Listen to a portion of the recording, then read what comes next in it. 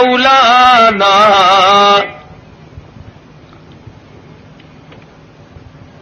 امام الانبیاء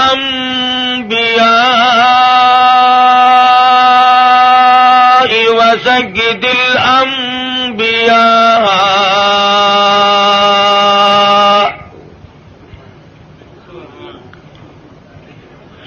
وخاتم النبیین بالیقین محمدا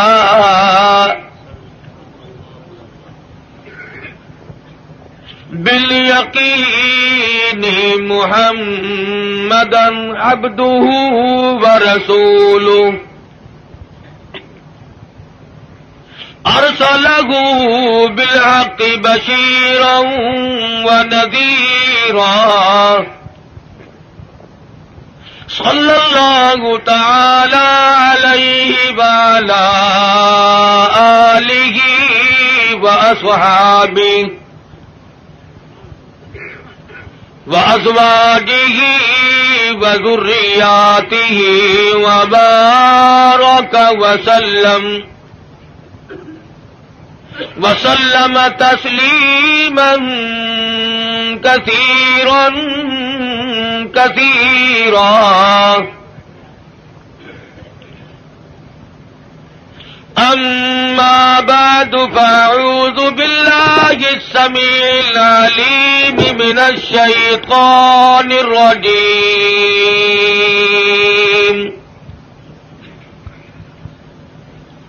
بسم الله الرحمن الرحيم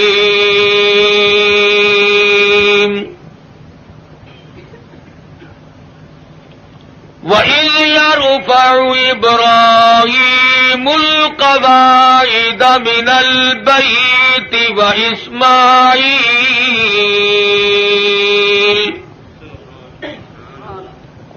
رَبَّنَا تَقَبَّلْ مِنَّا إِنَّكَ أَنْتَ السَّمِيعُ الْعَلِيمُ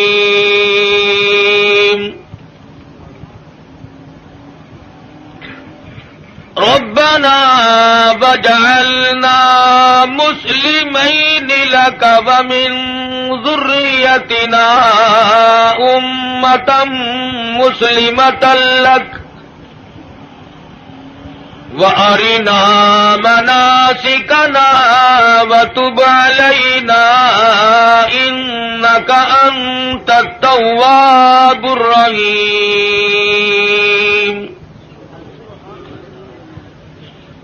ربنا وابعث فيهم رسولا منهم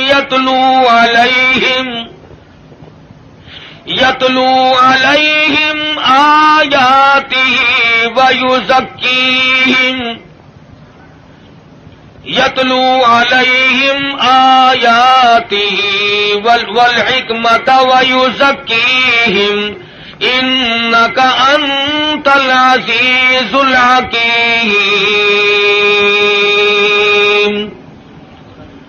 وقال النبي صلى الله تعالى عليه وسلم أنا سيد ولد آدم يوم القيامة وقال النبي صلى الله تعالى عليه وسلم إنما الأعمال بالنيات وإنما لامرئ ما نوى وقال النبي صلى الله تعالى عليه وسلم الفقر فقري وقال النبي صلى الله تعالى عليه وسلم الدنيا سجن المؤمن وجنة الكافر وقال النبي صلى الله تعالى عليه وسلم الدنيا مزرعة الآخرة وقال النبي صلى الله تعالى عليه وسلم من تشبه بقوم فهو منهم وقال النبي صلى الله تعالى عليه وسلم المرء مع من أحبه وقال النبي صلى الله تعالى عليه وسلم اذا رأيتم الذين يسبون اصحابي فقولوا لعنة الله على شركم. وقال النبي صلى الله تعالى عليه وسلم اذا ظهر الفتن او البدع فليظهر العالم علمه ومن لم يفعل فعليه لعنة الله والملائكة والناس أجمعين. صدق الله مولانا العلي العظيم وصدق رسوله النبي الكريم.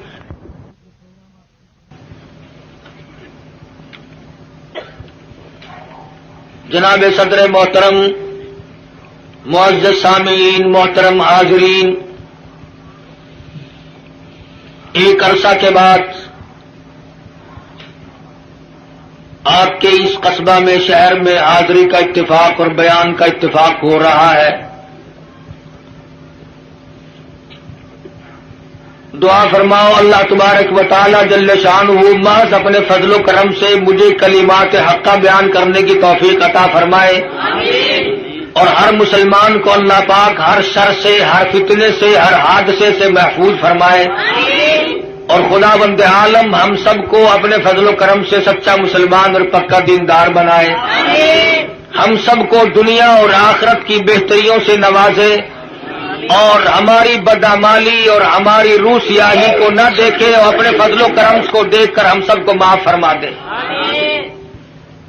اس ٹیپ ریکارڈ والے کو اٹھا دو یہاں سے. پھر کہتے ہیں مولوی بڑے بد اخلاق ہوتے ہیں، خود شرم نہیں آتی؟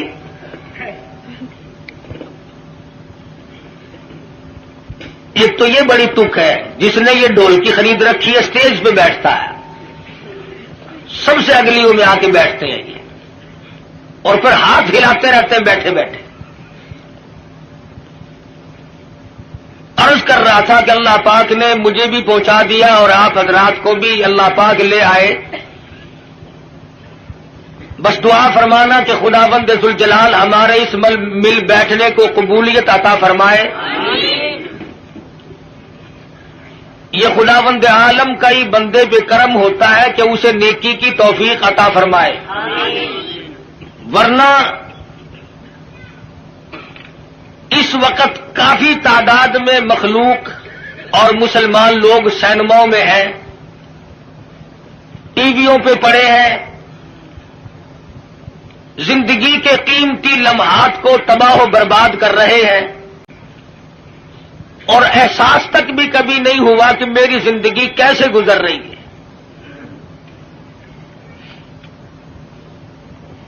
اور میں اس وقت نہ کسی کو گالیاں دینے کا ارادہ لے کر آیا ہوں، اس لیے کہ ملتان سے چل کر کروڑ پکے میں آ کے گالیاں دینا کوئی زیادہ ثواب ہے. اور تم میں سے کون سا آدمی ہے جس کو گالیاں دینی نہیں آتی؟ باہر سے آدمی بلوا کر کے گالیاں دلوانا کوئی ضروری ہے؟ اور میں گالی دوں کیسے؟ میرے بزرگوں نے مجھے گالیاں دینا سکھایا ہی نہیں. ہم جن اللہ والوں کی جوتیوں میں بیٹھے انہوں نے ہمیں قرآن و حدیث کی کستوری بخشی، اور نہ میں کسی کو کافر بنانے بھی نہیں آیا. اس لیے کہ کافر بنانا آسان ہے، مسلمان بنانا بڑا مشکل.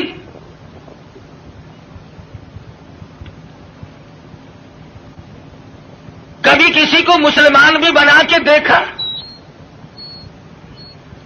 نکالنا، برباد کرنا، خارج کرنا آسان ہے. کسی کو صراط مستقیم پر لگا دینا یہ بہت محنت کا کام ہے. حضرت شیخ الہند ہیں سب کہہ دو رحمت اللہ علیہ. انگریز نے زور لگایا کہ اتا ترک کو آپ کافر لکھ دیں. اس اللہ والے نے اپنی پیٹھ پہ کوڑے تو کھا لیے مگر مسلمان کو کافر نہ لکھا.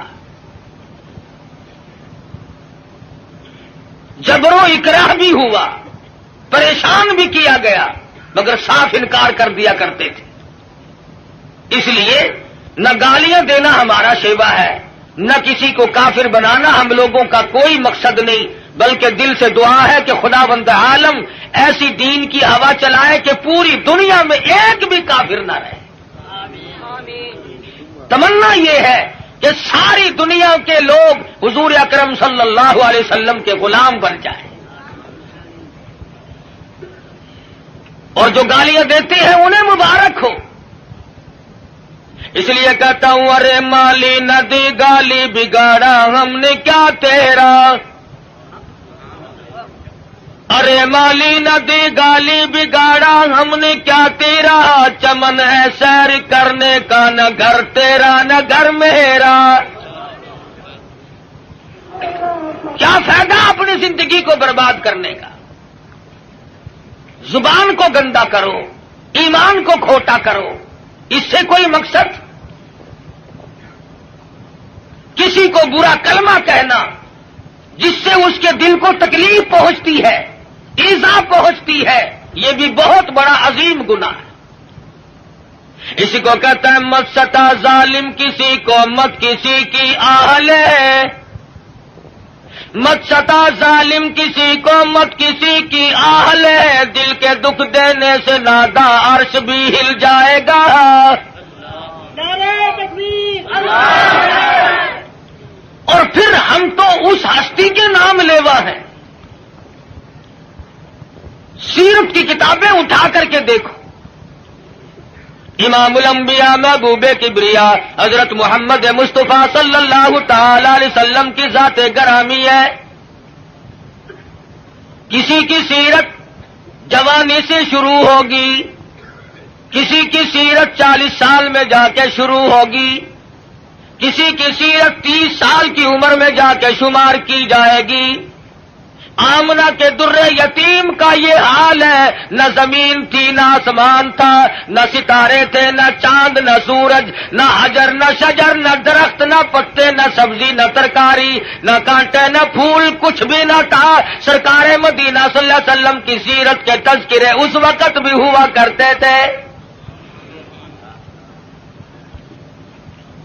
فرمایا وما ارسلناک الا رحمتا للعالمین،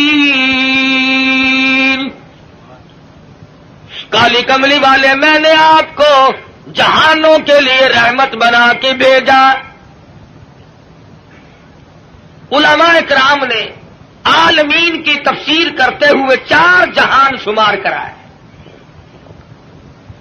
ایک عالم ارواح، ایک عالم دنیا، ایک عالم برزخ اور ایک عالم آخرت. 4 جہان شمار کرائے ہیں علماء امت نے. سب سے پہلا عالم اور جہان وہ عالم ارواح کو شمار کرایا گیا. علماء کرام نے لکھا ہے کہ تخلیق روح کے اعتبار سے سب لوگ برابر ہیں. جس دن ہمارے باپ کی روح پیدا ہوئی اسی دن ہماری روح پیدا ہوئی، جس دن دادا کی روح پیدا ہوئی اسی دن اسی وقت اللہ پاک نے تمام دنیا کے لوگوں کی روحوں کو یکدم پیدا فرمایا. اور اس کو اس نظام میں کوئی وقت نہیں لگا، کوئی لمبی چوڑی کارروائی نہیں کرنی پڑی، بلکہ صرف اتنا ہوا اذا قضى امرا فانما يقول له كن فيكون.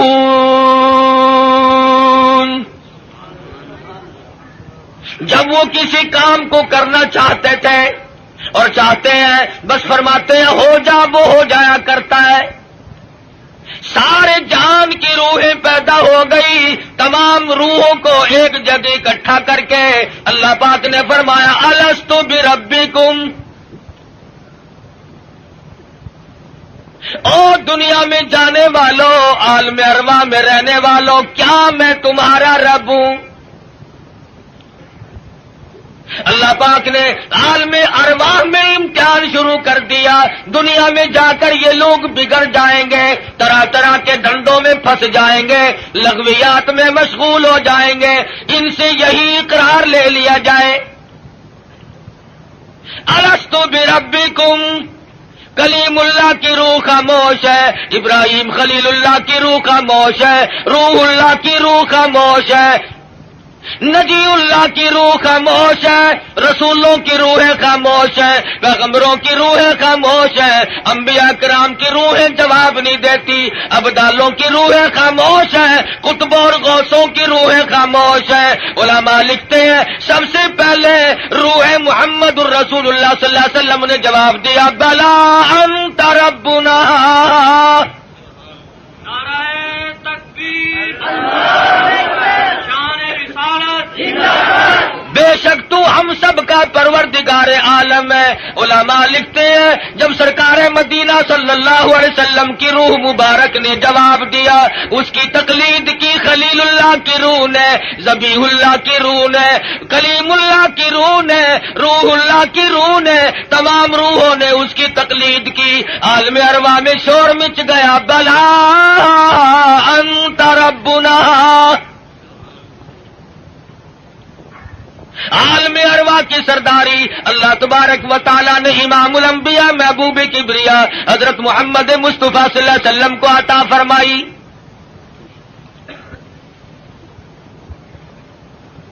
عالم دنیا کی ابتدا ہو رہی ہے، آغاز ہو رہا ہے۔ سیدنا آدم علیہ السلام کو اللہ پاک نے پیدا فرمایا،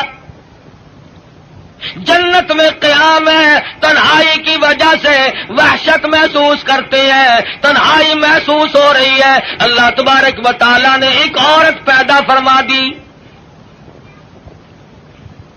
الہی یہ کون ہے؟ یہ میں نے تمہارے لیے عورت پیدا کی ہے۔ قریب جا پہنچے، ہاتھ لگاؤں گا، لمس کروں گا، چھوؤں گا اسے، یہ میری ہے۔ آواز آتی ہے، اے آدم ٹھہرو، غلطی نہ کرنا، ابھی ہاتھ لگانے کی اجازت نہیں، پیدا میرے لیے کی گئی ہے، ہاتھ لگانے کی اجازت کیوں نہیں؟ آواز آتی ہے، اے آدم آپ ابو البشر ہیں، سارے جہان کے لوگوں کے ابا ہیں، یہ سارے جہان کے لوگوں کی اماں ہیں، پہلے حق مہر ادا کرو پھر ہاتھ لگاؤ۔ الہی سونے کے محل دے دوں، کستوری زعفران کا گاڑا جن محلوں میں لگا ہوا ہے وہ مکان دے دوں، سونا دے دوں، چاندی دے دوں، باغات دے دوں۔ آواز آتی ہے نہیں نہیں، پھر اور کیا دینا پڑے گا؟ آواز آتی ہے، وما ارسلناک الا رحمۃ للعالمین۔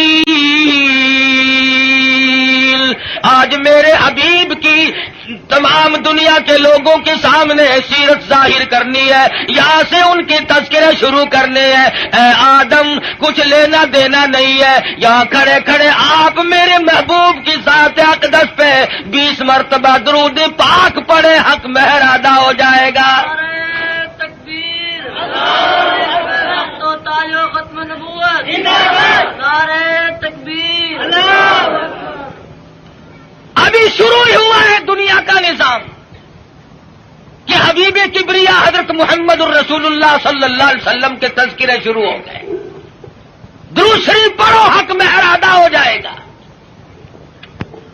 آج مسلمان کو درود پاک پڑھنے کی توفیق نہیں۔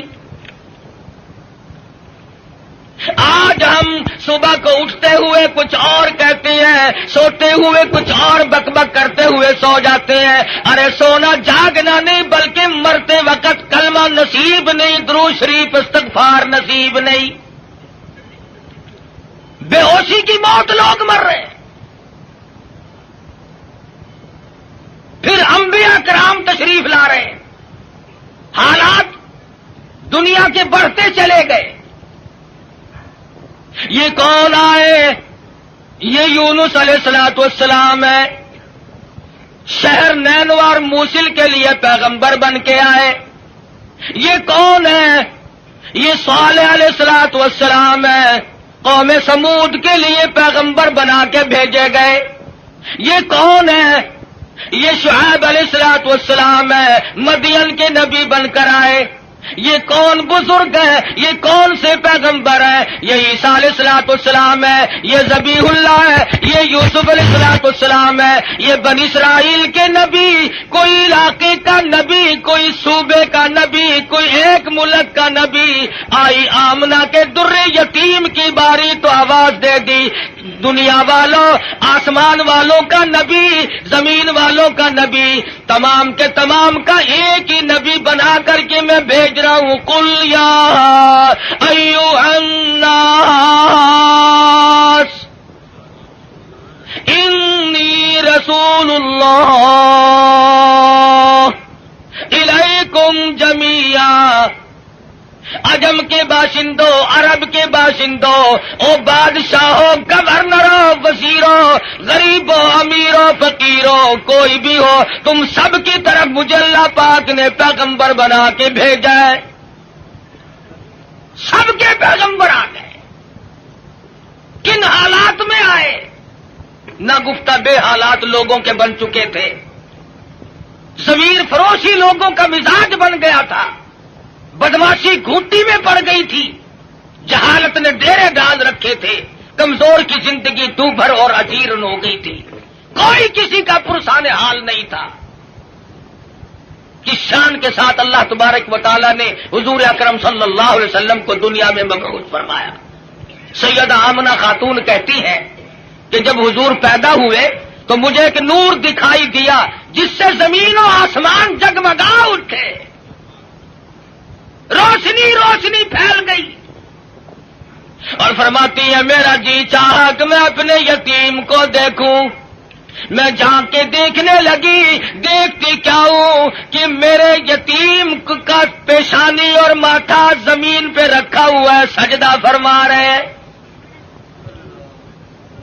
دنیا میں جلوہ ہوتے ہی سجدہ کیا تاکہ لوگوں کو یہ بتا دیا جائے کہ میں تو لوگوں ایک اللہ کے دروازے پہ تمہیں سجدہ کرنے سکھانے آیا۔ فرماتی ہے میں نے پیار کر کے گود میں لے لیا، ادھر میں نے پیشانی پہ بوسا دیا، ادھر شہادت کی انگلی اٹھا کر آسمان کی طرف اشارہ فرما رہے ہیں۔ میں اس ایک کو ماننے آیا ہوں، ابھی تو ابتدا ہے۔ ہم کئی مرتبہ سوچتے ہیں جی ابھی تو بچپن ہے میرا، جوانی آئے گی، بڑھیپا آئے گا، پھر مرتے وقت ایسی نیکی کروں گا جس سے ابدال بن کے مروں گا۔ ساری عمر برباد کرنے کے بعد یہ تمنا رہتی ہے، اور حالت یہ مجذوب کہتا ہے قدم سوئے مرقد نظر سوئے دنیا، قدم سوئے مرقد نظر سوئے دنیا، کدھر جا رہے ہو کدھر دیکھتے ہو۔ رات دن زندگی کو کاٹ رہے ہیں، قبر کے قریب کر رہے ہیں، اور ہم دن بدن دنیا کی غفلتوں میں پھنسے چلے جاتے ہیں، سوچا تک نہیں کبھی۔ بڑھیپا آ جاتا ہے، سفید بال آ جاتے ہیں، پھر بھی ہمیں کبھی موت کا فکر دامنگیر نہیں ہوا۔ کیوں ہو؟ کیا ضرورت پڑی؟ حضور اکرم صلی اللہ تعالی علیہ وسلم کی ذات اقدس یتیم پیدا ہوئی۔ حلیمہ کہتی ہے میرے پاس میرا ذاتی بچہ تھا، لوگوں نے مجھے اپنا بچہ اس خوف سے نہیں دیا کہ یہ اپنے بچے کو تو پالے گی اور ہمارے بچے کو بے پرواہی کر کے خراب کرے گی۔ چلتی چلاتی حضور کے دروازے پہ آ گئی، کہنے لگی آمنہ مجھے کم سے کم اپنے یتیم کی زیارت تو کرا۔ کہتی ہے جب آمنہ خاتون نے چٹی چادر حضور کے چاند جیسے چہرے سے اٹھائی، حلیمہ کی آنکھیں چندھیا گئی اور کہنے لگی میری آنکھوں نے آج تک اتنا حسین بچہ کوئی دیکھا نہیں۔ حلیمہ کہتی ہے میں نے بھی نہیں دیکھا، آمنہ فرماتی ہے میں نے بھی نہیں دیکھا۔ آواز آتی ہے، جبریل کہتے ہیں او حلیمہ او آمنہ تم کہاں سے دیکھ لیتے، تمہارے سامنے تو صرف قریش کے کے بچے ہیں، بنو سعد کے بچے ہیں. میں مشرق کا چکر لگاتا ہوں، میں مغرب کا چکر لگاتا ہوں، شمال میں پھرتا ہوں، جنوب کا چکر لگاتا ہوں. رب کبریا کی قسم آج تک میری آنکھوں نے اتنا حسین دیکھا نہیں.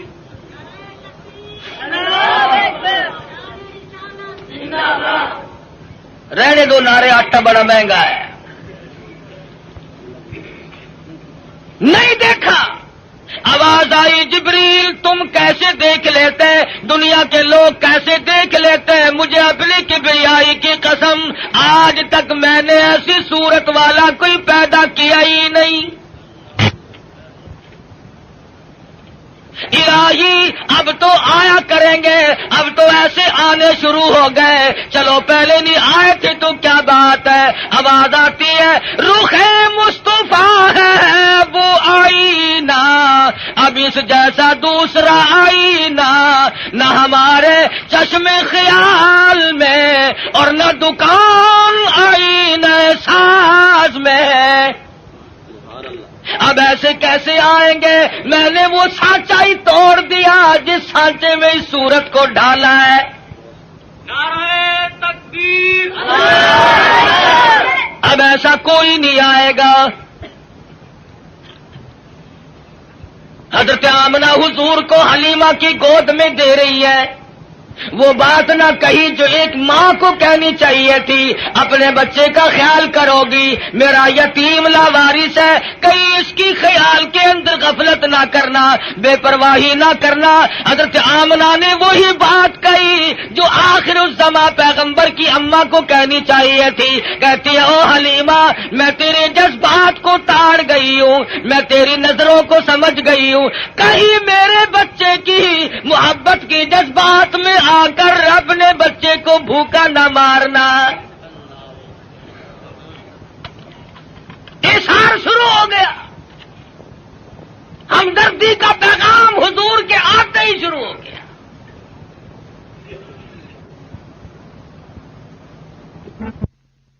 پوچھو یہ سعودی عرب والے بھوکے مرا کرتے تھے، حاجیوں سے ستو چھین کر مانگ کر کھایا کرتے تھے. ادھر قانون مصطفیٰ صلی اللہ علیہ وسلم کے چند قانونوں کا اجرا کیا، حدود اللہ کو قائم کیا. ادھر اللہ میاں نے زمین کو حکم دیا جب میرے نبی کو دستور کو مان بیٹھے اب سونا باہر اگل دے. پٹرول نکل رہا ہے، سنگ مرمر نکل رہا ہے، سونے کی کانیں نکل رہی ہیں. تم دیکھنا تو صحیح جب ہمارے ملک میں اسلامی نظام کو استحکام کی صورت حاصل ہو جائے گی اور ہم جب سب دل سے ماننے لگیں گے، خدا کی قسم پھر اس کی برکتوں کا مشاہدہ کرنا. نعرہ تکبیر. ابھی تو آیا ہی آیا ہے نا. مسلمانوں نے بڑا غضب کیا، بڑا ظلم کیا.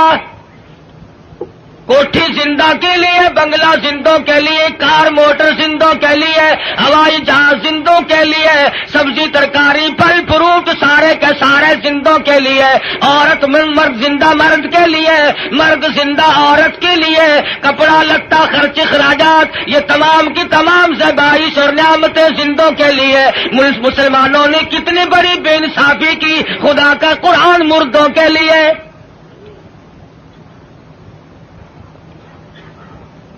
ساری عمر کبھی بنگلے میں اللہ کے قرآن کو جگہ نہ دی، تمام عمر کبھی کوٹھی میں قرآن کو جگہ نہ ملی، کبھی کارخانے میں ذکر تک نہیں آیا اللہ کے قرآن کا.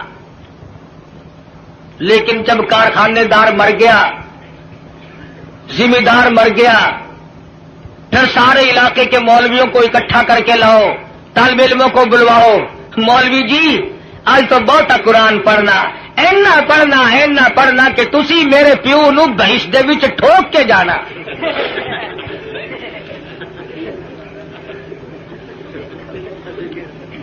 ساری عمر نیڑے نہیں آیا کبھی. شرابیں رج رج کے پی، بدماشی کی، بغاوت کی. مرنے کے بعد قرآن یاد آیا. اس کا مطلب یہ ہوا کہ یہ قرآن مردوں کے لیے آیا، زندوں کا اس میں کوئی حصہ نہیں. ہے تھوڑا سا. مولوی صاحب نستر والوں نے بھی جواب دے دیا, ڈاکٹروں نے بھی جواب دے دیا, حکیموں کو دکھا بیٹھے ہیں, ڈاکٹروں کو دکھا بیٹھے ہیں. ہن تسی کچھ اللہ اللہ کر دو, اللہ دے نام وچ برکت آخر ہوندی ہے. آخر گولی, ٹکا, انجیکشن, آپریشن, معجون پہلے, خدا کا قرآن پچھو.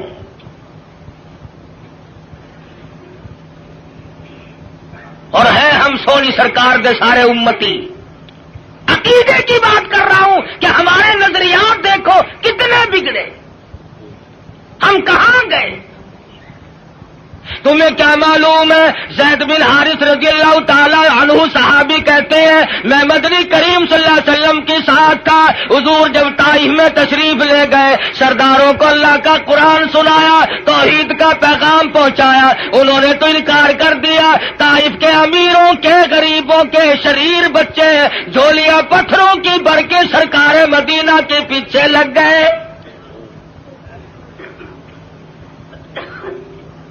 صحابی کہتا ہے میں نے بڑی کوشش کی, چاروں طرف سے آنے والے پتھر میں اپنے سینے میں کھاؤں.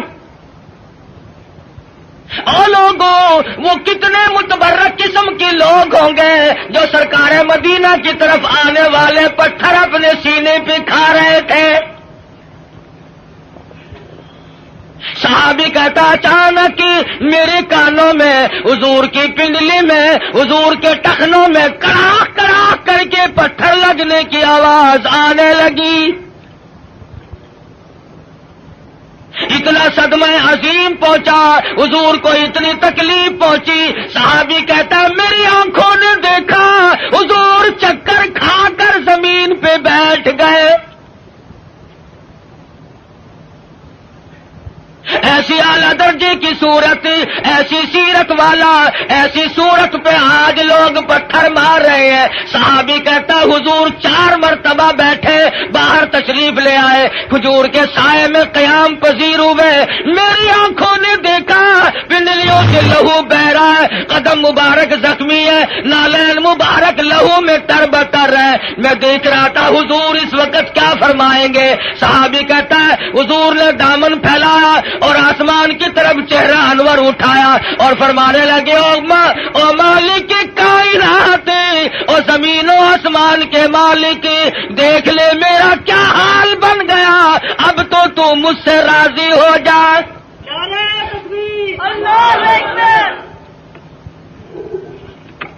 تجھے کیا پتا ہے کہ کس قدر دکھوں سے گزرنا پڑا ہے حضور اکرم صلی اللہ علیہ وسلم کو. عروہ بن مسعود رضی اللہ تعالیٰ عنہ نے مدینے پاک میں عرض کر دیا یا رسول اللہ صلی اللہ علیہ وسلم مجھے اجازت دو, میں طائف میں جا کر اپنے قبیلے کے لوگوں کو قرآن کی تعلیم دوں. حضور کی آنکھوں میں آنسو آ گئے, فرمانے لگے عروہ بن مسعود تیری مرضی, مجھے طائف والوں کی مار آج تک یاد ہے. بیت اللہ میں دنیا سجدے کرتی ہے, اپنے اپنے عقیدے کے مطابق عبادت کرتی ہے.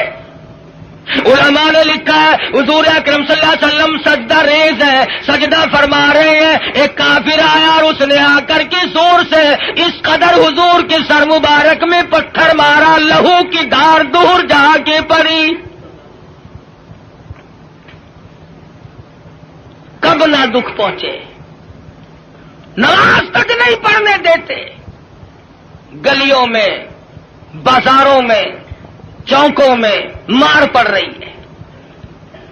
صحابی کہتا ہے کہ میں اس وقت تک مسلمان بھی نہیں بنا تھا, میری آنکھوں نے دیکھا کہ چاروں طرف لوگ کھڑے ہیں, پتھر مار رہے ہیں, ہڈیاں مار رہے ہیں, روڑے مار رہے ہیں, اور وہ بیچ میں کھڑے ہونے والے کچھ پڑھتے ہیں, زخمی ہے, لہو لہان ہے. میرے دیکھتے دیکھتے اچانک ایک لڑکی آئی جس کے ہاتھ میں پانی کا پیالہ تھا, اس نے پیالہ زمین پہ رکھا اور لپٹ گئی. میرے ابا لوگ کیوں مارتے ہیں, لباس مبارک لہو میں تر بتر تھا, بچی کے کپڑے بھی خون آلود ہو گئے. اور صحابی کہتا ہے میں تو مسلمان بھی نہیں تھا مگر میری آنکھوں نے دیکھا کہ حضور زمین پہ بیٹھے اور پانی منہ میں لے کر کلی جو کی تو منہ سے لہو آیا. جس دین کی عظمت کے لیے، جس کتاب کی عظمت کے لیے سرکار مدینہ کو 13 سال دکھ اٹھانے پڑے،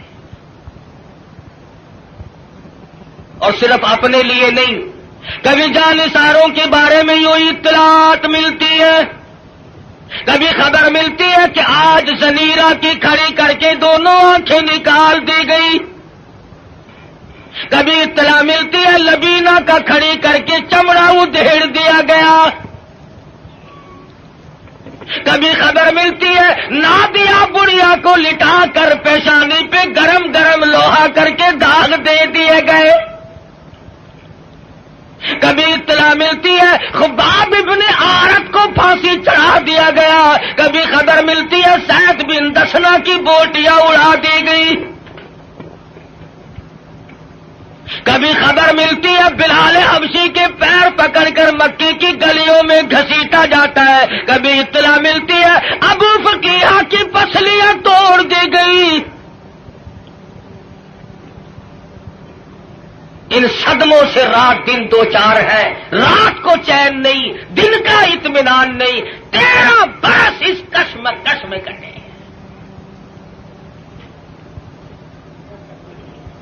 اگر یہ اسلام ایسی چیز ہوتی، اگر دین ایسا ہوتا کہ جس کو چھوڑنا ممکن ہوتا، ان دکھوں میں پڑنے کی حضرات صحابہ کرام کو کیا غرض پڑی تھی؟ پتا چلا کہ ایسی شے تھی جس کو چھوڑنا ہی ممکن نہیں تھا. حضور کی خود آنکھوں نے دیکھا صلی اللہ علیہ وسلم، سمیہ کے سامنے کھڑے ہیں مکے کے کافر لوگ اور بار بار تقاضا کرتے ہیں اگر تو اپنی جان بچانا چاہتی ہو تو ہم تجھے چھوڑ دیں گے، تو کلمے کا انکار کر دے. سمیہ کہتی ہو تم مجھے جان کی بات میری چھوڑ دو، مکی کے پہاڑ اپنی جگہ سے ٹل سکتے ہیں، سمیہ کے ایمان میں فرق قطعاً نہیں آئے گا. ہم جیسا ہوتا تو یہیں سے مسئلے بنا لیتا. اوہ جی جان بچانی بھی تو فرض ہے. مسئلہ جان کا بناتے، جیب نوٹوں سے بھرتے. ہم نے دین کی آڑ میں دنیا کمائی. ارے صحابہ نے دین کے لیے دنیا کو ٹھوکر سے ہٹا دیا تھا، پرواہ نہیں کی. ہم جیسوں کے لیے فرمایا کلو وتمتعوا قلیلا انکم مجرمون. کھا لو پی لو مزے اڑا لو چند دنوں کے لیے اور تم پرلے درجے کے مجرم. یعرف المجرمون بسیماہم فیؤخذ بالنواصی والاقدام. پیشانی کے بال پکڑ کر گھسیٹ کر جہنم میں پھینک دیا جائے گا. صحابہ نے ایمان نہیں بچایا، نعوذ باللہ جان نہیں بچائی، ایمان بچایا. جانتے تھے کہ دنیا اور آخرت میں چلنے والا سیکھا ایمان ہے، اگر ایمان چلا گیا تو پھر پلے کچھ نہیں رہتا. ہم لوگ تو اللہ کی بے نیازی کا زبان سے اقرار کرتے ہیں. تم کروڑ پکے والے بھی اللہ میاں کو بے نیاز مانتے ہو کہ نہیں؟ اللہ بے نیاز ہے؟ آہستہ بول لو کوئی سن نہ لے. بڑا بے نیاز بادشاہ ہے، جب وہ چاہے تو قطرے کو سمندر کر دے اور جب وہ چاہے تو یتیموں کو پیمبر کر دے. بڑا بے نیاز بادشاہ ہے، جب وہ چاہے تو گنجے کو اندر کر دے. کون ہے روکنے والا؟ او بھائی تے پرکار والے گھر لے جا اپنے، خدا کا واسطہ. یہ کون ہے مسلسل تو میں عرض کر رہا ہوں بڑا بے نیاز بادشاہ ہے. ڈرو اس مالک سے. شام کو 100 لکھا پتی صبح کو اٹھو تو ٹکڑوں کے محتاج، شام کو وزیر اعظم اور صبح کو اسیر اعظم۔ ریڈیو پہ خبروں میں نہیں سنتے بڑا ملزم؟ کون کہہ سکتا ہے؟ کسی بندے کی مجال نہیں، وہی کرتا ہے فعال لما یرید، بڑا بے نیاز ہے، جس کو چاہے بادشاہ بنا دے، جس کو چاہے فقیر بنا دے، کون ہے اسے پوچھنے والا؟ جب تنگ بنگ ہوتا ہے آدمی پھر خدا کو یاد کرتا ہے۔ پچھلے ہفتے میں سندھ گیا تھا، بنیے جو ہے نا سندھ کے ہندو لاکھ درود پڑھوا رہے ہیں۔ ایک مولوی صاحب بتا رہے تھے کہ ہم نے بھی لاکھ درود مہنگا کر دیا، ریٹ بڑھا دیا ہم نے بھی، اب لاکھ درود یاد آیا۔ اس وقت تو کبھی منہ سے ایسی بات نکلتی نہیں نا آدمی کے، جب مغرور کھوپڑی بدلتی ہے خدا جانے کیا بن جاتا ہے۔ اکڑ فرمایا ولا تمشی فی الارض مرحا انک لن تخرق الارض ولن تبلغ الجبال طولا، میری زمین پہ آکڑ کے نہ چل، تو میری زمین کو چیر نہیں سکتا، پہاڑوں سے بلند نہیں ہو سکتا، پھر سائلہ حاصل کیوں کوشش کر رہا کرتے ہیں؟ یہاں بڑے بڑے آئے اور جب جانے لگے تو کسی کو اطلاع تک نہیں ملتی، خبر تک نہیں ملتی۔ بڑے بڑے کمکمے، بڑے بڑے دمدمے دنیا میں لوگ جب رہتے ہیں نا خدا جانے کیا کیا کریں۔ دیکھا نہیں تم نے ایوب خان، یحییٰ خان، موسیٰ خان، فبأي آلاء ربكما تكذبان، کھیل نہیں لینے دی کسی نے بھی۔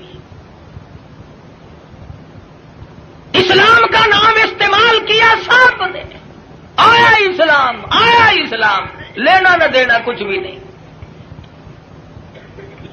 ہم لوگوں کی بھی مت ماری، بگاڑا لوگوں کو، مولویوں کے دماغ خراب ہوئے، پیروں نے اپنی روش چھوڑی، سب کچھ بدلا۔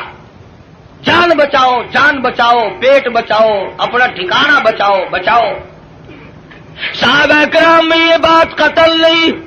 خویب بن زید انصاری نوجوان ہے رضی اللہ تعالی، میدان جہاد میں گرفتار کر لیا گیا، کافر لوگوں نے مجبور کیا، او صحابی تو بڑا قداور ہے، بڑا حسین ہے، بڑا جمیل ہے، ہم تجھے چھوڑ دیں گے، تو کلمے کا انکار کر دے۔ صحابی کہتا ہے مجھے کلمہ مفت میں نہیں ملا، روپے پیسے کے بدلے میں نہیں ملا، مجھے لہو کی ندیاں بہا کے کلمہ ملا، میں انکار کیسے کروں؟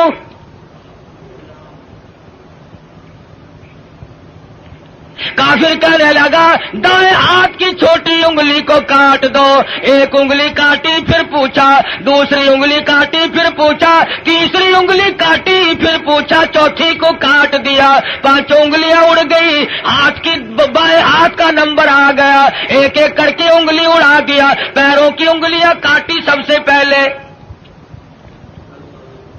دونوں پیروں کی 10 انگلیاں اڑا دی، اور صحابی سے پوچھا بتا تیرا کیا پروگرام ہے؟ صحابی کہتا ہے وَلَا تَقُولُوا لِمَن يُقْتَلُ فِي سَبِيلِ اللَّهِ أَمْوَاتٌ بَلْ أَحْيَاءٌ وَلَكِن لَّا تَشْعُرُونَ۔ میرا یہ پروگرام ہے، جب سے میں نے قرآن پڑھا، جب سے میں نے قرآن سنا، میں تو متمنی ہوں اس بات کا اللہ کی راہ میں میری جان چلی جائے۔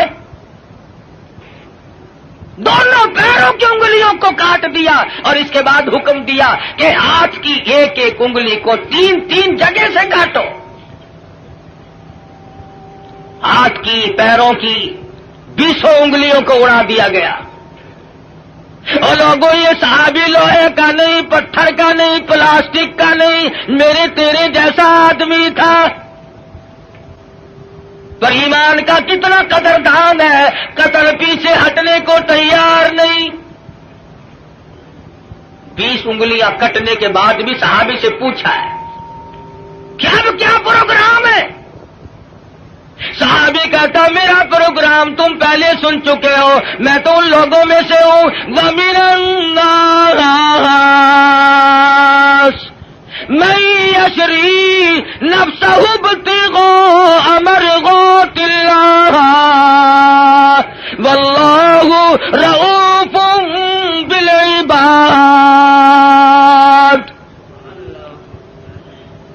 میں نے تو اللہ سے سودا کر رکھا ہے، جان اس کی ہے، اس کی رضا میری ہے، میں نے تو اس سے سودا کر لیا، جان نہیں بچائی۔ ہمارے زمانے کے لوگ جان بڑے بچاؤ ہیں۔ ایک وزیر کو پکڑنے کے لیے پولیس 2 مہینے پھرتی رہی، کبھی وزیروں کو پکڑنے جاتی ہے پولیس، کبھی وزیر ہم فقیروں کو پکڑواتے ہیں اور کبھی خود چھپتے پھرتے۔ بے نیاز جو ہوا 2 مہینے تک وہ وزیر ملا نہیں۔ ایک دن پتا چلا کہ آج بنگلے میں ہے، پولیس والے تہجد کے وقت آئے، چھپا مارا۔ یہ سارے تہجد پڑھتے ہیں پولیس والے، چھپا کے پڑھتے ہیں، رات کو آپ کو دکھا کے نہیں۔ سارے مکان کی تلاشی لے لی، ملا ہی نہیں۔ میں کہا حد ہوگی، گیا کہاں؟ وزیر سیانے تو ہوتے ہی ہیں، اس نے سوچا آج تو یوں کام چلے گا، زنانی چادر اوڑھ کے دودھ بلونے بیٹھ گیا۔ پولیس والوں نے سوچا کوئی پرانی بڈھڑ ہے، دودھ بلو رہی ہے، اسے کیا پوچھنا چھیڑنا ہے۔ اللہ بڑا بے نیاز ہے، وہ ڈھونڈتے پھر رہے تھے نا، کھانسی اٹھ کھڑی ہوئی۔ پولیس والے کہنے لگے کہ کھانسی مردانی کام زنانہ، قصہ کیا ہے یہ؟ چادر اٹھا کے دیکھا تو شیخ رشید دودھ بلو رہا ہے۔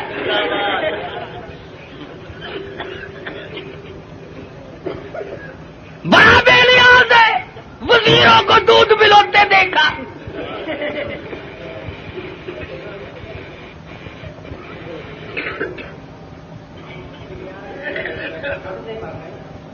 مرضی ہے نا اس کی، دماغ خراب ہو جاتے ہیں لوگوں کے۔ یہ رامے نہیں، رامے جانتے ہو رامے کو؟ پنجاب کا وزیر اعلیٰ تھا، پچھلے دنوں میں حاصل پور منڈی میں تقریر کی، کہنے لگا میں ان مولویوں کے پیٹ پھوڑ کے حلوہ نکال کے چھوڑوں گا، پیٹ پھوڑ کے۔ دوسرے تیسرے دن وہاں میرا موقع لگ گیا، میں نے کہا وزیر صاحب پیٹ پھوڑنے کی کیا ضرورت ہے، ہمیں تکلیف دے کر خامخواہ حلوہ نکالنا ہے، اگر پیٹ میں پڑا ہوا ہی نکالنا ہے تو صبح تشریف لے آنا، نکلا ہوا دے دیں گے۔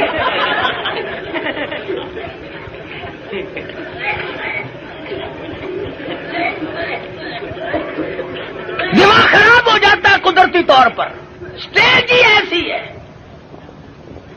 بگڑ جاتے ہیں لوگ۔ اللہ پاک سے ڈرنا چاہیے، بڑا بے نیاز ہے۔ شیخ سعدی سب قید رحمت اللہ علیہ لکھتے ہیں کہ اپنے زمانے کا ایک سیٹھ تھا، امیر ترین آدمی، سردی کا موسم، ٹھنڈی ہوا چل رہی ہے، بارش برس رہی ہے، میاں بیوی بیٹھ کے کھانا کھا رہے ہیں، بڑے خوش ہیں، مشغول ہیں۔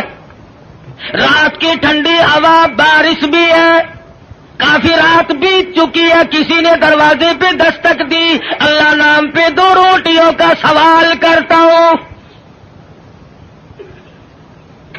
بابو جی ناراض ہو گئے، دن میں تو چین لینے دیتے ہی نہیں، رات کو بھی نہیں چین لینے دیتے، چلا یہاں سے کون ہے؟ کہنے لگا بابو جی جو روٹیاں کتے کو پھینکتے ہو، جانوروں کو ڈالتے ہو، وہی مجھے دے دو، 3 دن کی بھوک نے مجھے تنگ کر دیا ہے، اس لیے رات کے اندھیرے میں، بارش میں، ٹھنڈی ہوا میں اس بھوک کی مجبوری کی بنا پہ آیا ہوں۔ بابو کو غصہ لگا، دروازہ کھولا۔ یہ جو تم غریب قسم کے لوگ ہو، تمہارے دروازوں سے فقیر آٹا لے جاتے ہیں، ٹکا پیسہ لے جاتے ہیں، چائے پی جاتے ہیں، اور یہ جتنے بڑے بڑے ہیں ان کے یہاں سے تو فقیروں کو بھی ٹکڑا نصیب نہیں، مال تو ان کا بھی کھاتے ہیں، مگر 2 قسم کے لوگ، ڈاکٹر اور کجری۔ ڈاکٹر کھاتا ہے، مولوی صاحب دعا کرو میرے لیے، 100 روپے کا ٹکا روزانہ لگتا ہے، اللہ کرے 500 کا لگے۔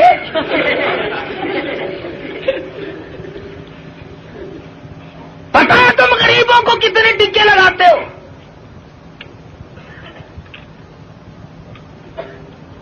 وہ ایک فقیر ڈی سی کی کوٹھی کی طرف آ نکلا، سنتری کھڑا تھا، کہنے لگا تو کون ہے وہ؟ کہ جی فقیر ہوں، خیرات لینے آیا ہوں۔ اور تینوں پتا نہیں یہ ڈی سی کی کوٹھی ہے؟ اگلا نے اندر کر دینا کہ جی توبہ میری، میں مڑ کے اس پاس سے کدے نہیں آنا۔ کون جائے؟